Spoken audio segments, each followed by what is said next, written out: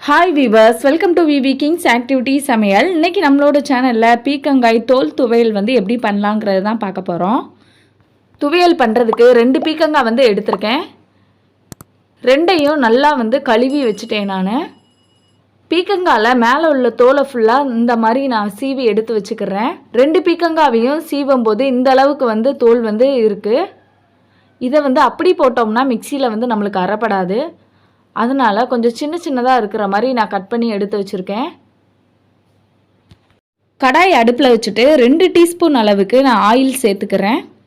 இப்போது சின்ன சின்னதாக கட் பண்ணி வச்சோம்ல பீக்கங்காய் தோல், அதை இதோடு சேர்த்து லைட்டாக வதக்கிக்கோங்க. ரொம்ப வதக்க வேணாம். ஒரு 2 மினிட்ஸ் வரைக்கும் நம்ம வதக்கி எடுத்துக்குவோம். இப்போது இந்த 2 மினிட்ஸில் நல்லா வதங்கிருச்சு. இப்போ எடுத்து தனியாக ஒரு பாத்திரத்தில் மாற்றி வச்சிடலாம். அதே கடாயில் 1 ஸ்பூன் அளவுக்கு ஆயில் சேர்த்துக்கிறேன். 2 ஸ்பூன் கடலைப்பருப்பு, 1 ஸ்பூன் உளுந்து. இது லைட்டாக ப்ரௌனிஸாக வந்த உடனே சின்னதாக 4 பல் பூண்டு சேர்த்துருக்கேன். 1 கைப்பிடி அளவுக்கு கருவேப்பிலை, 5 பட்டை வத்தல் சேர்த்துருக்கேன். கொஞ்சோண்டு புளி சேர்த்து எல்லாத்தையும் நல்லா வதக்கிக்கிறேன். உங்களுக்கு எவ்வளோ காரம் தேவையோ அந்த அளவுக்கு நீங்கள் வத்தல் சேர்த்துக்கோங்க. 1 கைப்பிடி அளவு தேங்காய் சேர்த்துருக்கேன். எல்லாத்தையும் லைட்டாக வதக்கிட்டு இப்போ அடுப்பை ஆஃப் பண்ணிடலாம். மிக்ஸி ஜாரில் ஃபஸ்ட்டு பட்டை வத்தலை சேர்த்துக்கிறேன். இது அரைப்படை கொஞ்சம் டைம் ஆகும் மொத்தமாக போட்டோன்னா. அதனால் ஃபஸ்ட்டு பட்டை வத்தலை சேர்த்துட்டு நம்ம ஒரு சுற்றி எடுத்துடலாம்.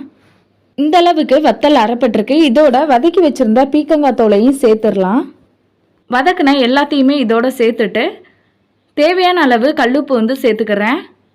கொஞ்சமாக தண்ணி ஊற்றி இப்போ மிக்ஸி ஜாரில் நம்ம அரைச்சி எடுத்துருவோம். இந்த அளவுக்கு மையாக அரைச்சி எடுத்து வச்சுக்குவோம். இப்போ கடாய் அடுப்பில் வச்சுட்டு 1 டீஸ்பூன் அளவுக்கு ஆயில் சேர்த்துக்கிறேன். 1/4 டீஸ்பூன் அளவுக்கு கடுகு நல்லா பொரிஞ்சதும் 1 டீஸ்பூன் அளவுக்கு உளுந்து சேர்த்துக்கிறேன். கொஞ்சமாக சின்ன வெங்காயம் சேர்த்துட்டு லைட்டாக ப்ரௌனிஸாக வந்த உடனே கொஞ்சோண்டு கருவேப்பிலை சேர்த்துக்குவோம். இப்போ அரைச்சி வச்சுருந்த துவையலோட இதை சேர்த்துடலாம். அவ்வளோதான், டேஸ்டியான ஹெல்த்தியான பீக்கங்காய் துவையல் ரெடி. நீங்களும் ட்ரை பண்ணி பாருங்கள்.